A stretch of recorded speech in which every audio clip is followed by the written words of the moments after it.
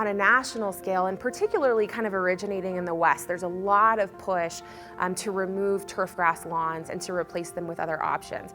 And what I always tell folks is that there is no perfect landscape solution, right? There's no one-size-fits-all approach for any landscape that we choose, whether it's turf grass, whether it's a conventional mixed landscape with mulch, or a xeriscape, or artificial turf. There's going to be pros and cons, and there's going to be trade-offs.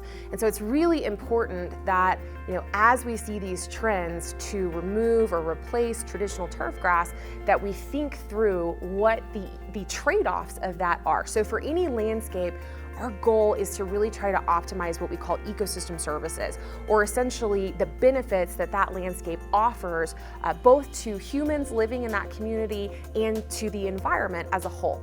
And what we see sometimes is that due to misconceptions, or due to, I would almost say, fear of what some of these landscapes may be doing in the environment, we'll see folks remove turf grass and replace it with predominantly rocks or synthetic materials.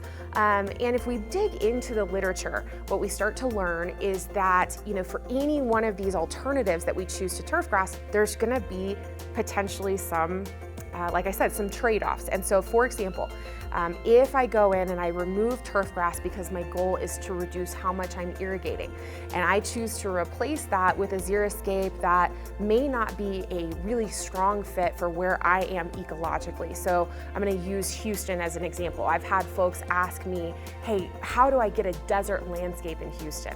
Well, in Houston, we get 45, 50 inches of rain a year. So you have to ask yourself this question: is it appropriate to have a desert landscape in the city of Houston?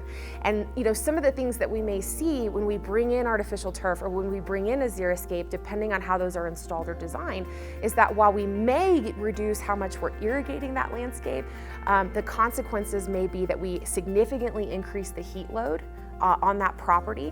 There was a really interesting study that was done in the city of Phoenix that showed in communities where they had a really significant xeriscape footprint, they had a much greater heat load, and it started to affect the quality of life for the residents that were living in that community, because there's just so much heat coming off of rocks and not enough shade trees or living vegetation and turf to help keep things cool and to provide those green spaces that we need for recreation, play.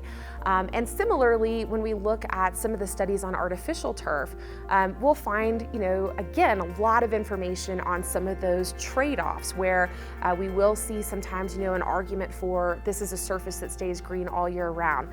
This is a surface that requires theoretically less irrigation. We also see in studies that artificial turf can be a lot hotter, particularly in warmer climates in the summertime. We'll also see that artificial turf can significantly increase runoff. It can reduce water quality.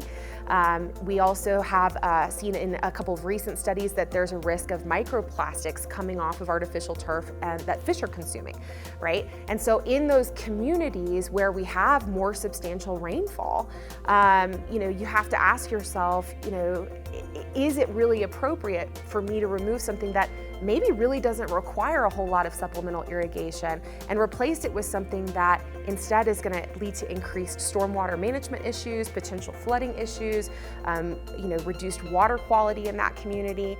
And so, I think there's like I said, there's pros and cons to any of these options.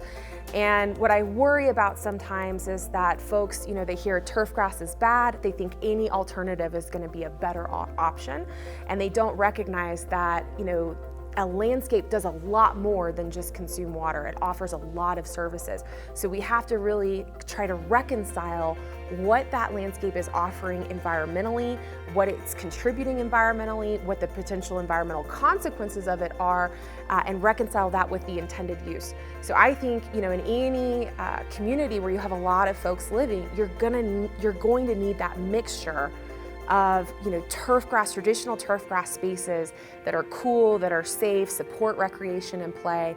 Xeriscaping, when it's done well and the right plants are chosen, it can have its place as well among that. But we need that diversity, and we need to think about all of the different contributions that those landscapes make to that community.